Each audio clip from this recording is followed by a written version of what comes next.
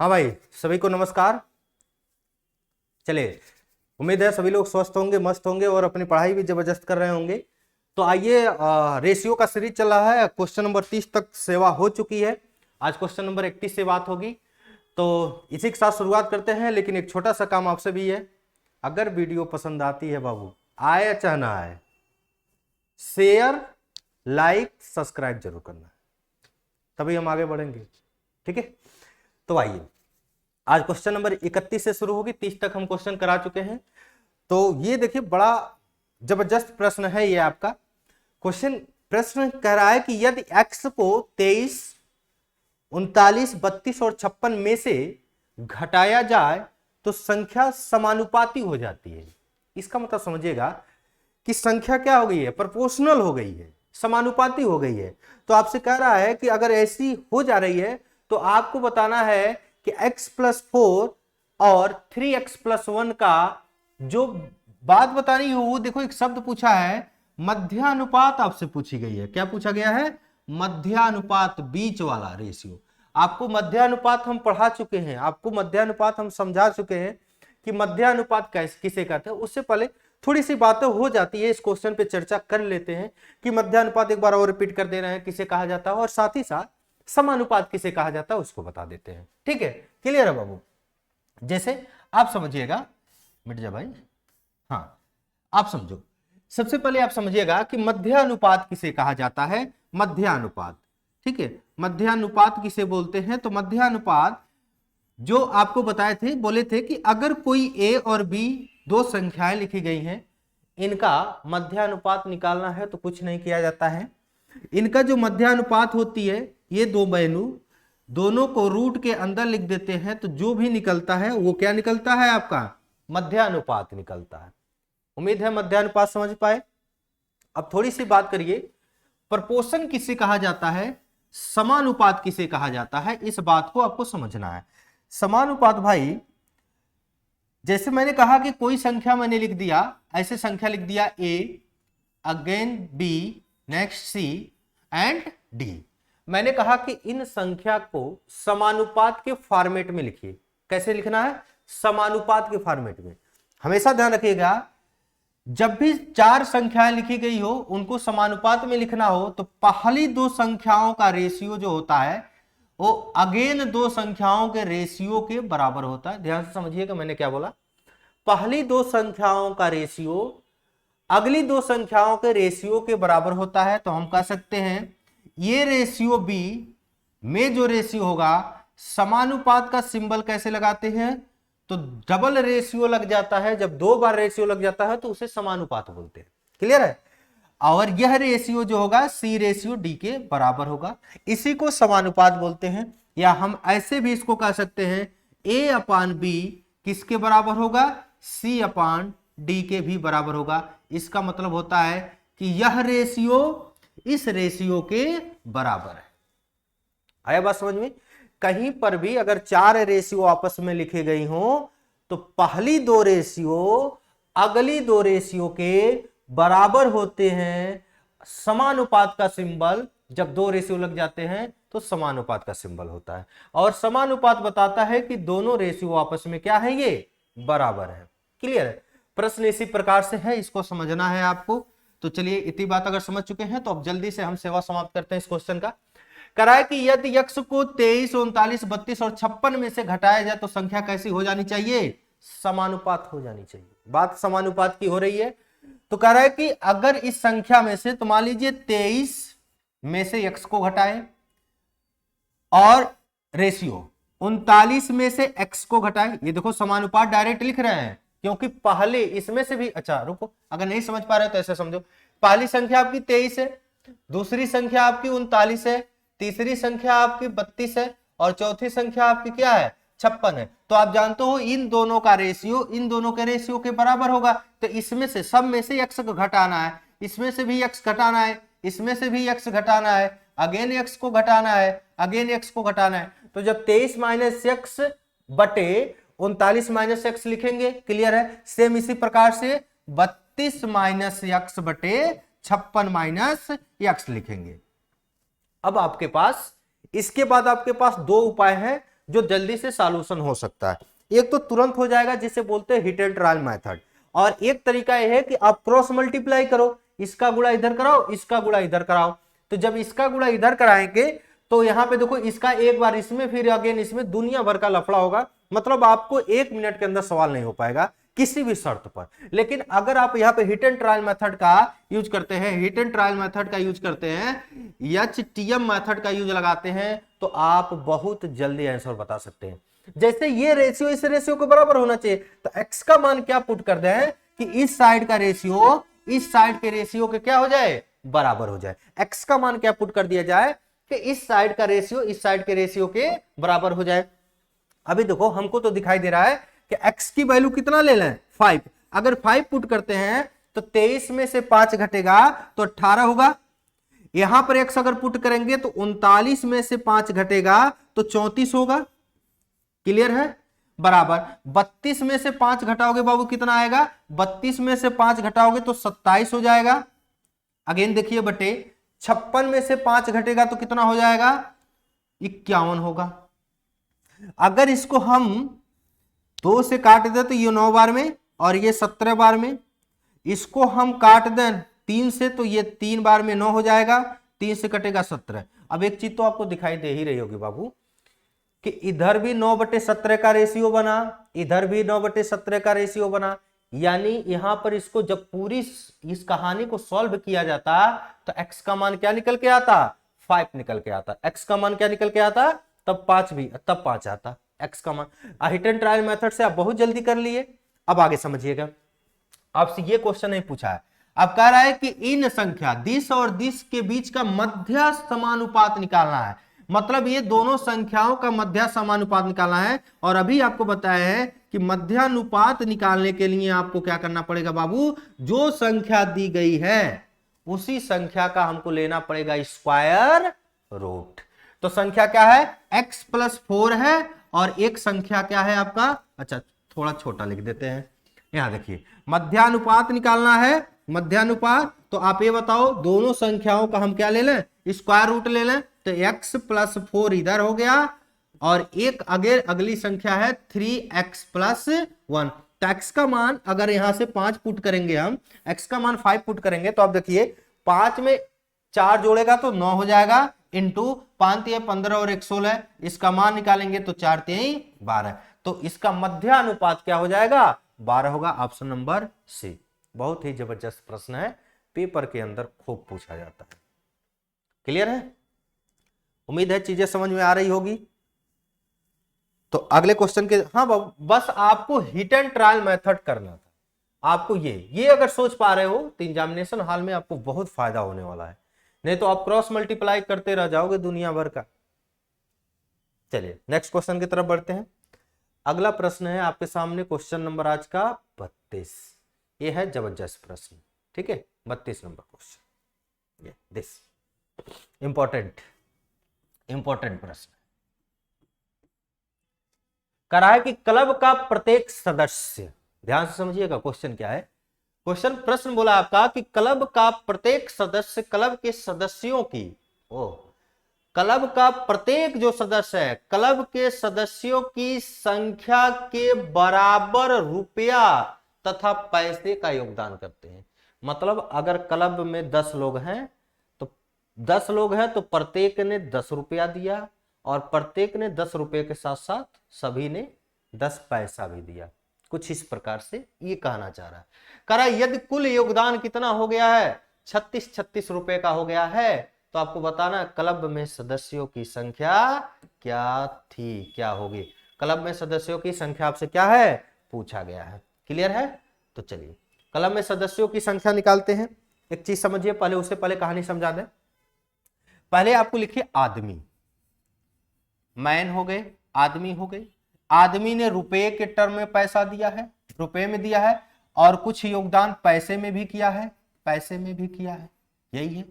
मान लेते हैं कुल आदमी उस क्लब में x थे, कुल आदमी x थे, तो सभी ने x रुपया दिया और सभी ने x पैसे भी दिया। ठीक है, x पैसे दिया, तो इस पैसे को हम रुपए में चेंज कर लें तो बटे 100 रुपया हो गया। इस पैसे को किस में चेंज कर लिए, रुपए में। अब यहां से कहानी थोड़ी सी तकलीफ देगी आपको, बात समझिए। यहां तक किसी बड़े भाई को दिक्कत समस्या? आइए, अब x आदमी थे, सभी ने x रुपया दिया और उतना ही पैसा दिया जितने लोग थे। इस बात को समझ पा रहे हैं? अब मान लीजिए, अब ऐसे समझो, केवल 2 लाइन समझिएगा। एक क्लब में 10 सदस्य थे और सबने मिलके 10-10 रुपया दिया, तो टोटल कितना रुपया का योगदान होगा? तो 100 रुपये का। कैसे पता चला? तो इसका गुणा करा दिए, तभी तो पता चला। कैसे पता चला? तो इसका आपने मल्टीप्लाई करा दिया, तो आपको इस बात का पता चल गया कि सभी ने क्या किया है, 100 रुपए का योगदान किया, क्योंकि एक ने 10 रुपया दिया, टोटल 10 आदमी थे, तो एक ने 10 रुपया दिया तो 200 मिला के 100 रुपया देंगे। कैसे पता चल रहा? तो मल्टीप्लाई करा दिए। क्लियर है? अब इसी बात को समझना था आपको कि इसने रुपया, टोटल रुपया कितना मिला, तो आप कहेंगे सर जी रुपया मिलेगा, इसका क्रॉस मल्टीप्लाई एलसीएम ले लेंगे, तो 100 में 101, 101 यक्स बटे 100 रुपया इकट्ठा हुआ। इतना रुपया था, इतना रुपया एक्स आदमियों द्वारा इकट्ठा हुआ। तो जब यक्स का भी गुणा करा देंगे आदमियों को, तो आपको टोटल पैसा पता चल जाएगा। तो यहां पे जब यक्स से गुणा हो जाएगा तो ये बनेगा। अब ये पता चल गया कि ये कितना टोटल रुपया कितना एकत्रित। अरे बात समझो, 10 लोग थे, सभी ने 10 रुपया दिया। अब पैसे के रूप में मान लीजिए, पैसे को रुपए में चेंज कर दिए तो 2 रुपया हुआ, टोटल 12 रुपया एकत्रित हुआ। 10 आदमी, तो मतलब एक आदमी ने 12 रुपया दिया, तो 10 आदमी ने कितना रुपया देगा?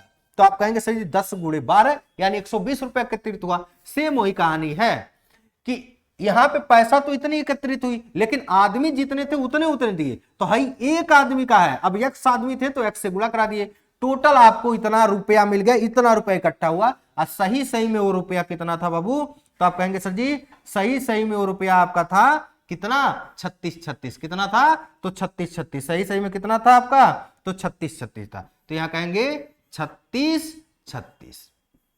क्लियर? अब यहां से देखो, ये कट जाएगा 36 बार में सीधे दिखाई दे रहा है। क्रॉस मल्टीप्लाई से 100 इधर जाएगा, 3600 बनाएगा, x का गुणा x में होगा, x स्क्वायर बनाएगा। तो x स्क्वायर बराबर 3600। और अब भली बात परिचित है, 3600 किसका परफेक्ट स्क्वायर रूट होता है? तो 60 का होता है। तो आदमियों की संख्या क्लब में कितनी थी? 60 थी। साथ ही साथ ये भी बात याद रखिएगा कि 60 आदमी थे, सबने 60 रुपया, अब ऑप्शन से भी कर सकते थे। 60 आदमी थे, सबने 60 रुपया दिया, साथ ही साथ 60 पैसा दिया। सबने, सबका आपस में गुणा करा दो, लेकिन इसको रुपया में चेंज करके, क्योंकि योगदान के रूप में पैसे में नहीं मिला, केवल रुपए में बात हुई है। योगदान जो हुआ है केवल रुपए में योगदान हुआ है। तो आप इसको जब कैंसिल करते तो अब ये बताओ 20 तिहाई 60, 20 25 100, ये हो जाता। सबका गुणा कराते ये 3600, ये हो जाता। इसका गुणा कराते 3/5 पार्ट में, कैंसिल कर लो तो ये हो जाएगा 6 5 सते 35, और ये हो जाएगा आपका 5 सते 35, एक बचेगा 5 दूनी 10, 7200। 7200 का 3 गुना। ठीक है, यहां से भी आप निकाल सकते थे, कोई समस्या नहीं। क्लियर? चलिए नेक्स्ट क्वेश्चन की तरफ बढ़ते हैं, और अगला प्रश्न है आपका दिस क्वेश्चन नंबर 32 के बाद 33। मोस्ट इंपॉर्टेंट रेशियो का जबरदस्त प्रश्न है ये, मोस्ट इंपॉर्टेंट, और ये रेशियो का बहुत जबरदस्त प्रश्न है। इसको अच्छे से आप समझने की कोशिश करिएगा, बहुत ही तगड़ा प्रश्न है, इंपॉर्टेंट है, मोस्ट इंपॉर्टेंट। आप प्रैक्टिस सेट करते होंगे, चाहे कुछ भी देते होंगे, कोई बुक यूज करते होंगे, कहीं ना कहीं ये क्वेश्चन आपको दिखाई देता होगा, ये गोलार्ध वाला कहानी। क्लियर है? बहुत इंपॉर्टेंट है, लगाइए। हाँ, बहुत बढ़िया, सबको समझ में आ रही है, अच्छी बात है।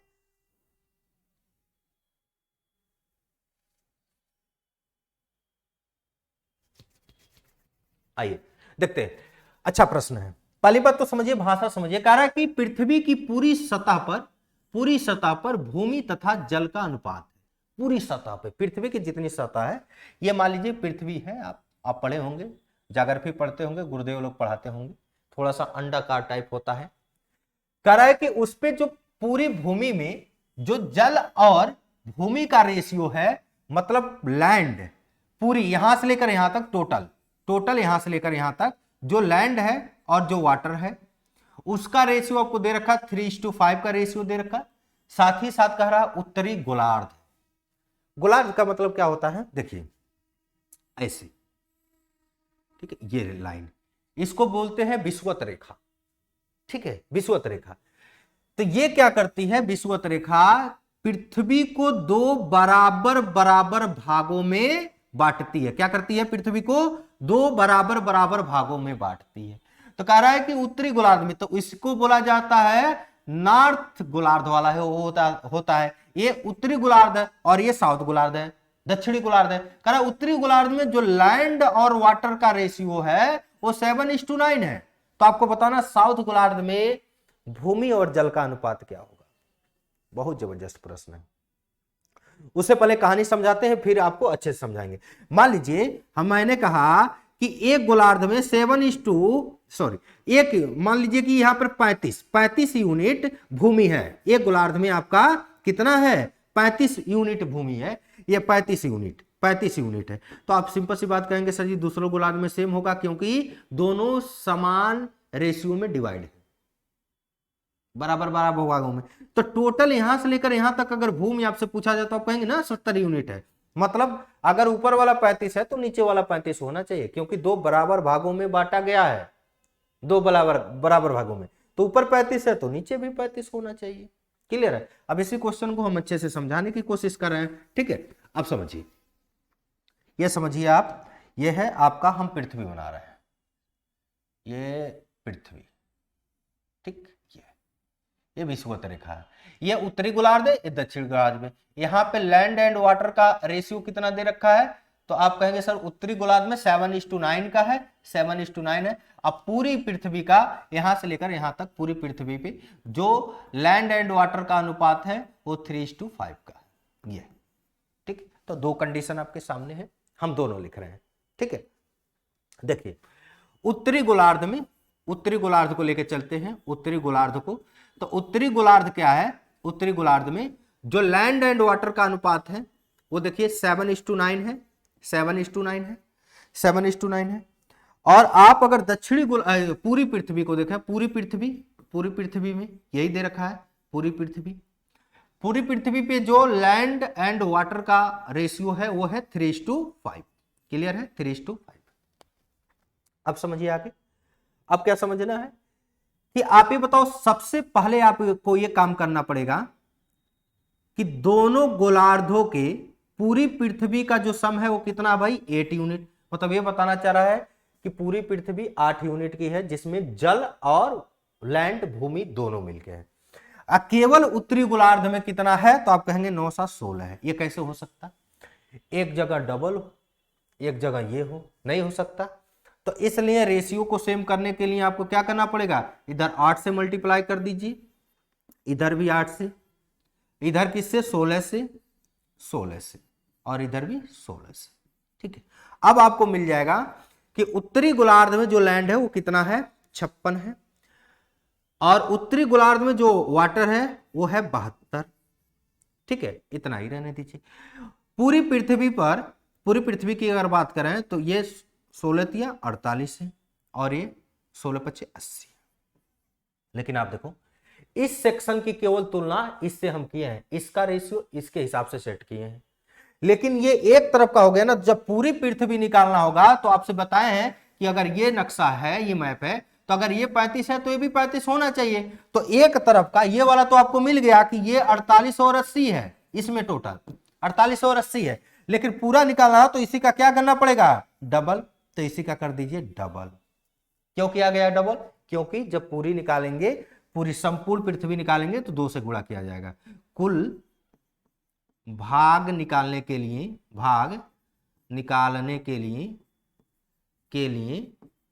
2 से गुणा किया जाएगा, 2 से गुणा किया जाएगा, ठीक है, गुणा किया जाएगा, 2 से गुणा किया जाएगा। टोटल यूनिट निकालने के लिए आप क्या करोगे, 2 से मल्टीप्लाई करेंगे। समझ पा रहे हैं। आइए इधर देखो बच्चा, अब जब 2 से मल्टीप्लाई होगा तो ये पूरी पृथ्वी पर वाटर आपको दिखाई देगा कितना, 160। अब पूरी पृथ्वी पर आपको लैंड दिखाई देगा भूमि 96। क्लियर है। अब क्वेश्चन अब अपने औकात में आया है प्रश्न। अब ध्यान से यहीं पर बात को समझना है कि देखो पूरी पृथ्वी यहां से लेकर यहां तक में अगर मैंने यूनिट की चर्चा किया तो टोटल हमको लैंड मिला 96।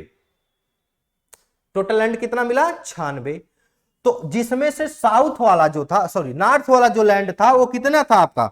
नॉर्थ वाला लैंड, तो आप कहेंगे सर जी नॉर्थ वाला जो लैंड था वो आपका 56 है और टोटल 96 है। तो साउथ वाला, साउथ में दक्षिणी गोलार्ध में जो लैंड बचा तो वो कितना बचा? कहेंगे सर जी 96 टोटल में से 56 घटा दीजिए, तो 96 में से 56 घटा दीजिए, ये आपका बच जाएगा 40। तमीज के साथ 40 हो जाएगा।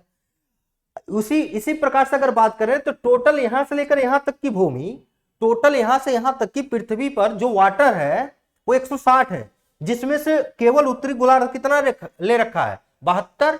तो इसका मतलब यहां पर जो वाटर मिलेगा हमको 160 में से 72 को घटा ले तो दक्षिणी गोलार्ध वाला हमको मिल जाएगा।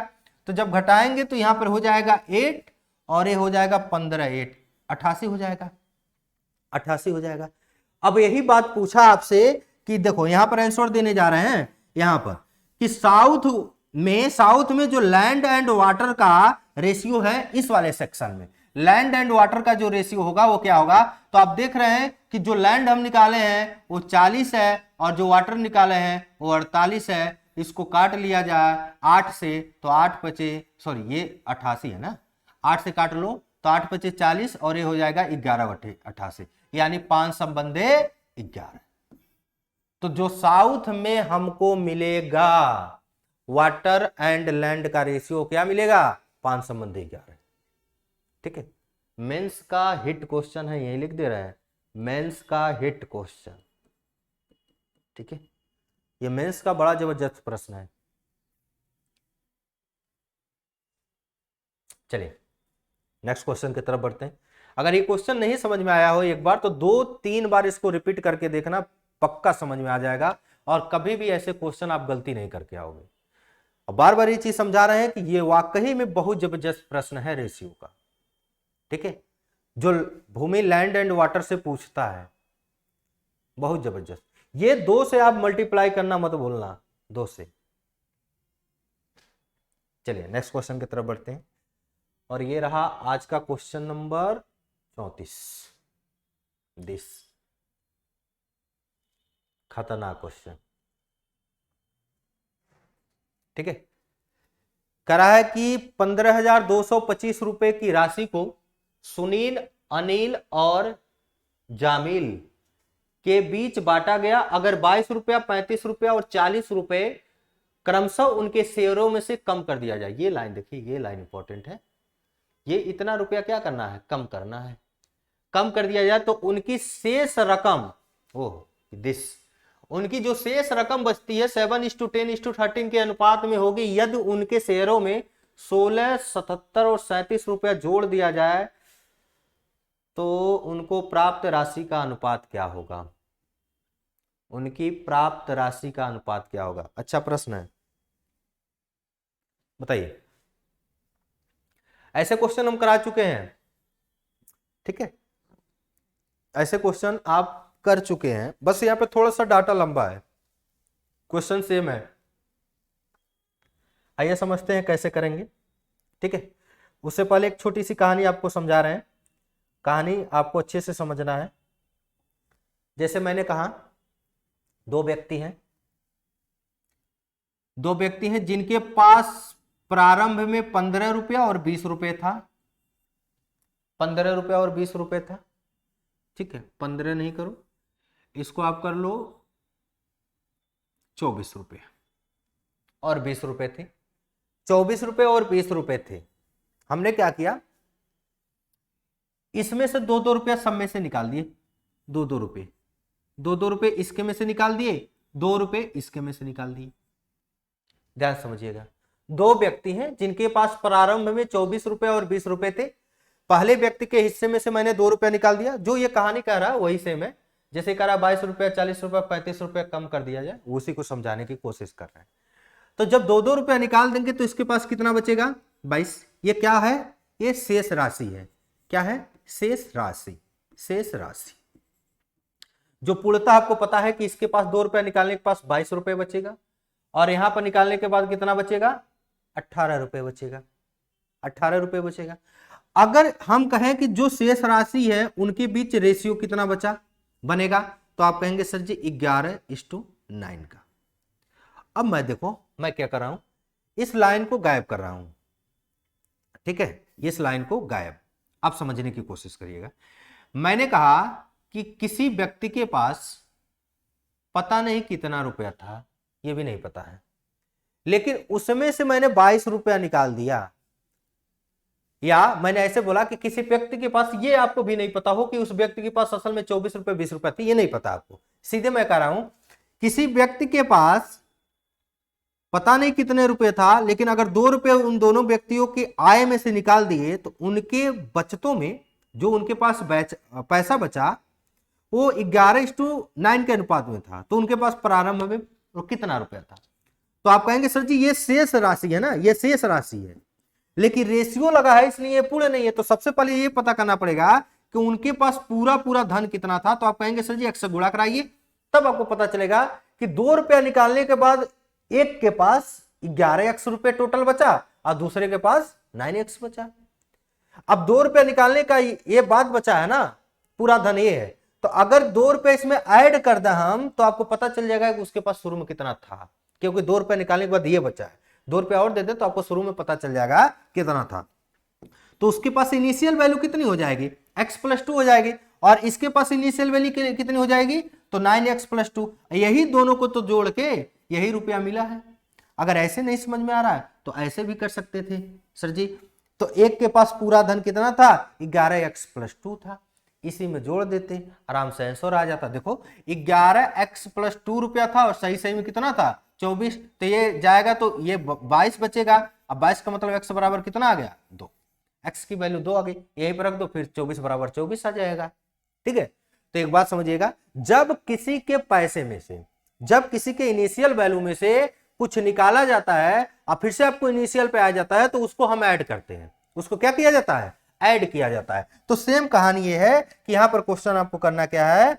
देखो बड़े भाई, प्रश्न के अनुसार सबसे पहले तो ये लाइन देखो, जो पैसा ये वाला निकालने के बाद ये बचा है, तो बचत जो है, शेष रकम क्या है उनके पास? शेष रकम। तो आप कहेंगे सर जी शेष रकम तो रेशियो में है, तो रेशियो में पूर्णतः होगी नहीं, तो आप क्या करेंगे सर जी? 7x एक के पास, 10x दूसरे वाले के पास और 13x तीसरे वाले के पास, ये बचेगा, पूरा पूरा बचा। लेकिन अगर हमको कुल धनराशि पता करना है, कुल राशि कितनी थी, तो आप कहेंगे सर जी पहले वाले में से निकाला गया 22 रुपया, 22 रुपया दे दीजिए, तो इसका पहले वाले का पता चल जाएगा कि 22 पहले वाले के पास कितना धन था, ये था। दूसरे वाले का निकालना हो तो 10x में से कितना निकाला गया? 35 रुपया जोड़ दीजिए, तो दूसरे वाले का पता चल जाएगा टोटल धन। तीसरे वाले के पास कितना रुपया है? 40 रुपया निकाला गया, 13x प्लस क्या कर दीजिए? 40 कर दीजिए, तीसरे वाले का पता चल जाएगा कि तीसरे के पास कितना धन था, ये पता चल गया। अब यही है कि सुनील, अनिल और जमील, सुनील प्लस अनिल प्लस जमील, इन तीनों को जोड़कर ही तो 15,525 रुपया दिया गया है। इन तीनों को जोड़ के 15,525 रुपया दिया गया है। और पहले को कितना, पहले को कितना दिया गया था? 7x + 22। तो यहीं पे लिख दीजिए 7x + 22। तो 7x + 22 ये इसका हो गया, प्लस दूसरे वाले को कितना मिला? तो 10x + 35 मिला, तो 10x + 35 ये हो गया। तीसरे वाले को कितना मिला? तो कहेंगे सर 13x + 40, तो 13x + 40 और सबको मिला के कितना? 15,525। ठीक है, तो ये सब जोड़ लीजिए, 10 7 17 और 13, 17 13 20 10 30x हो जाएगा। ये कितना हो जाएगा? 30x।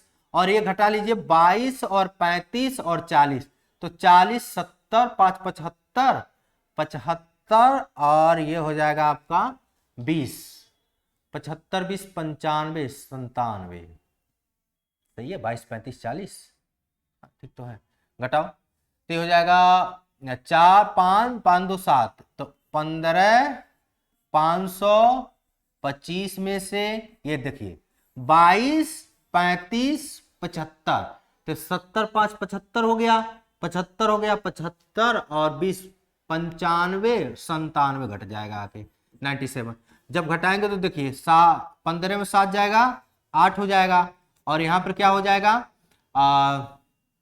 11 में से 9 जाएगा, 2 हो जाएगा, ये 4 हो जाएगा, 5 हो जाएगा, ये 1 हो जाएगा, ये तो 3 से कटेगा, 6, 8 2 10, 4 14, 14 और 6 20, कुछ गलती है, 14 6 20, तो 22 रुपये, 35 रुपये, 40 रुपये, ठीक है, 22 रुपये, 35 रुपये और 40 रुपये। डाटा सही है, लग रहा है यहाँ पर कुछ लिखने में मिस है, 1 मिनट हम चेक ही कर लेते हैं, ठीक है, 1 मिनट, 1 मिनट का टाइम देखिए दीजिएगा, पीडीएफ हम चेक कर ले रहे हैं।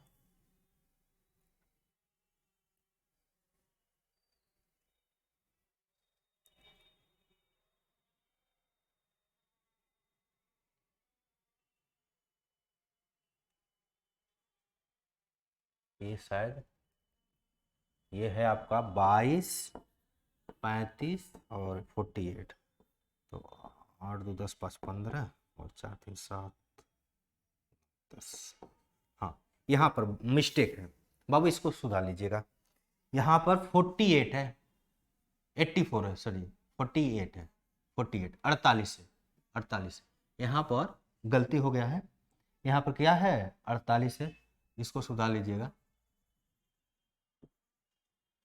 यहाँ पर 48, यहाँ पर क्या लिखा गया है 48 रुपये, ठीक है, यहाँ पर आप सुधार लेंगे 48 लिख लेंगे, 48 रुपये, ठीक है, 48 रुपये, यहाँ पर क्या था 48 था, क्लियर। अब देखिए अगर यहाँ पे 48 होगा तो यहाँ पर भी 48 हो जाएगा, यहाँ पर भी 48 हो जाएगा, तब यहाँ पर कितना घटेगा 105 घटाएंगे, तब 105 घटेगा, अब 105 घटेगा तो ये कितना बचेगा तब, तो अब आपका पास बचेगा 0 2 4 1 5 और ये हो जाएगा 30x, तो 0 से 0 कैंसिल हो जाएगा, 3 से काटिएगा तो 3 पचे 15, 3 एक कम 3, 3 चौक का 12, 514 रुपया। कह रहा है कि यहाँ पे देखिए, कह रहा है कि उनके मूल शेयरों में 16 रुपया 77 रुपया और 37 रुपया जोड़ दिया जाए, उनके मूल शेयरों में क्या किया जाए 16 रुपया 77 रुपया और 37 रुपया जोड़ दें, अगर जोड़ दें तो पहले वाले व्यक्ति की मूल जो है ये था ना, ये तो पहले व्यक्ति की, आपको देखो पहली बात तो क्वेश्चन थोड़ा सा लंबा है, हम जल्दी जल्दी समझा दे रहे हैं। यस, ये यस हो गया, ये ए हो गया और ये जे हो गया, ठीक है। यस क्या है, तो आप कहेंगे एक्स का मान लिखिए 514 रखिए, तो 514 गुणे 7, तो 7 गुणे 514 ये हो जाएगा, ठीक है, तो 4 तिहाई 3 दूनी सॉरी 0 0, 3 चौका 12, 3 कम 3 1 4 5 53, ठीक। अब देखो प्लस 22 भी तो करना है, इसी में 22 और जोड़ना है, प्लस क्वेश्चन के हिसाब से देखो 16 और जोड़ना है, तो जो आएगा यहां पर इसी प्रकार से, यहां देखिए इसका मूल्य राशि कितना 7 10x प्लस 35 ना, तो 10 गुणे 514 प्लस 22 रुपये 35 रुपया तो उधर से, साथ ही साथ 77 रुपया और, तो जो आएगा यहां पर रेशियो प्लस, यहां देखो उसका है 13 गुणे 514 प्लस उसमें कितना है 48 रुपये प्लस कितना और 37 रुपये, और इन सबको आपस में जोड़ लीजिए, और जोड़ने के बाद जो रेशियो निकलेगा वही इसका क्या होगा आंसर हो जाएगा, ठीक है। जोड़ने के बाद जो भी रेशियो निकलेगा वही इसका क्या हो जाएगा आंसर हो जाएगा, आप कर लीजिएगा, क्लियर है। जोड़ने के बाद जो रेशियो होगा वही इसका आंसर हो जाएगा 36 52 67, दिस 36 52 67 यही आएगा, क्लियर है। हाँ अच्छा प्रश्न था, बस थोड़ा सा लेंथी था। चलिए नेक्स्ट क्वेश्चन की तरफ बढ़ते हैं, यह रहा क्वेश्चन नंबर 35, जबरदस्त, ठीक है, करिए क्वेश्चन नंबर 35 करिए, आपको पूरे 30 सेकंड का समय प्राप्त है।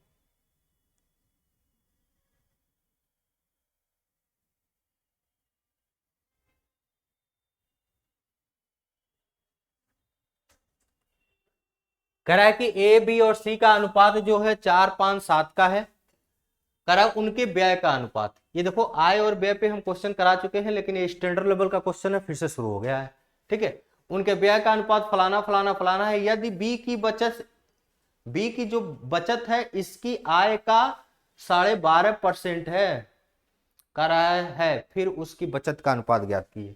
फिर उनकी बचत का, यानी सबकी बचत का अनुपात बताना है, सबके बचत का अनुपात बताना है। क्लियर है? आइए समझते हैं बात को। तो सबसे पहले तो इनकम आपको मानना पड़ेगा कि इनकम बंदों का क्या था। तो आप कहेंगे sir ji A B C है, इनका इनकम हम मान के चल रहे हैं, इनकम किसका किसका, ए का, बी का और सी का। जो इनकम बनेगा वो आपको रेशियो दे रखा है 4x, सीधे हम कर रहे हैं 5x एंड 7x हो जाएगा।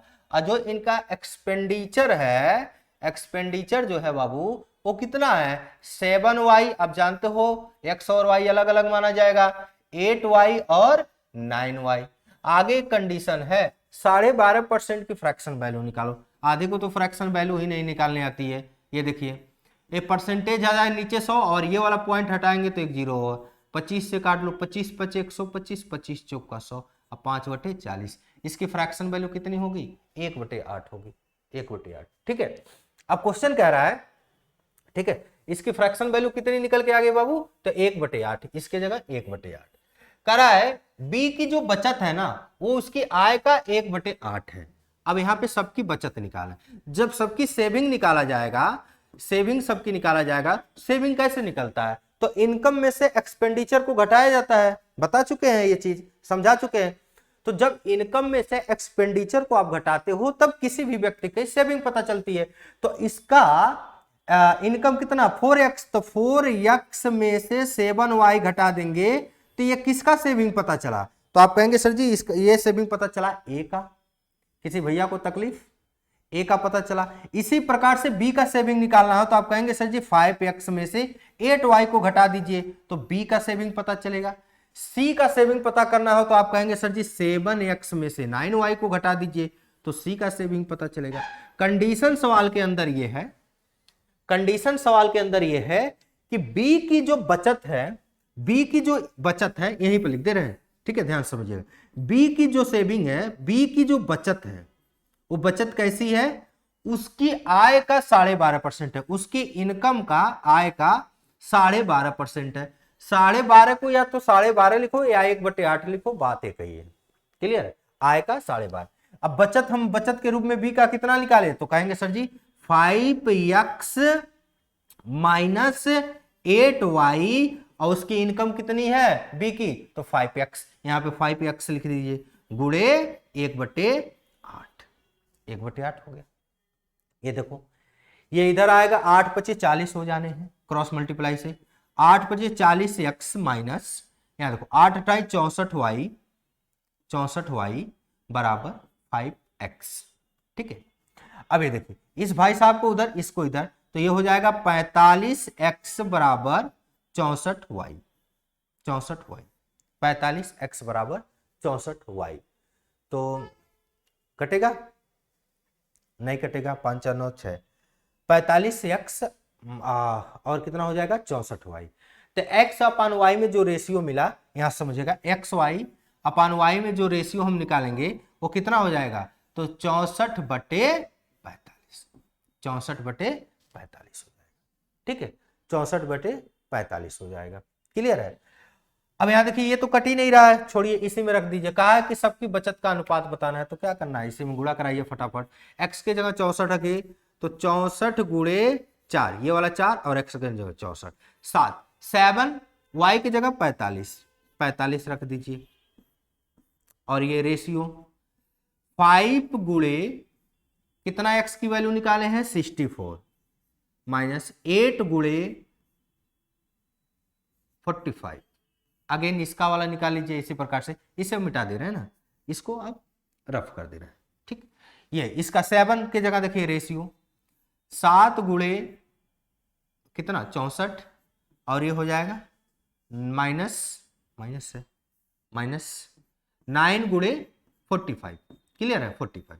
अब यहाँ पे गुणा कराइए, 4 चौका 16 और 6 चौका 24 1 25 256 और 7 पचे 35 5 3 और 7 चौका 28 और 3 31। ठीक है, ये तो बहुत ज्यादा रेशियो उल्टा आ जा रहा है,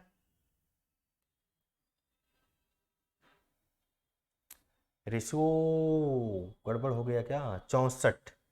तो 6 चौका 24 और 4 चौका 16, 6 चौका 24, 1 25 और 7 चौका 28, 2 30, 1 31। इसमें भी डाटा कहीं तो मिस नहीं है। ठीक है, 1 मिनट।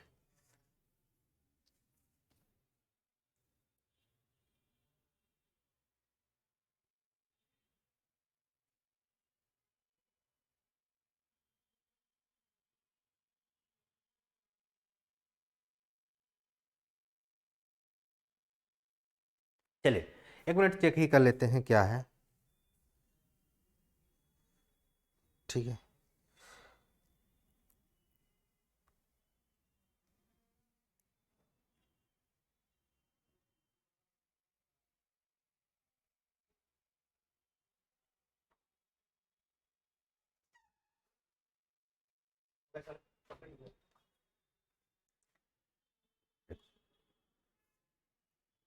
चलिए ठीक है, बाकी मिलते हैं नेक्स्ट क्लास में।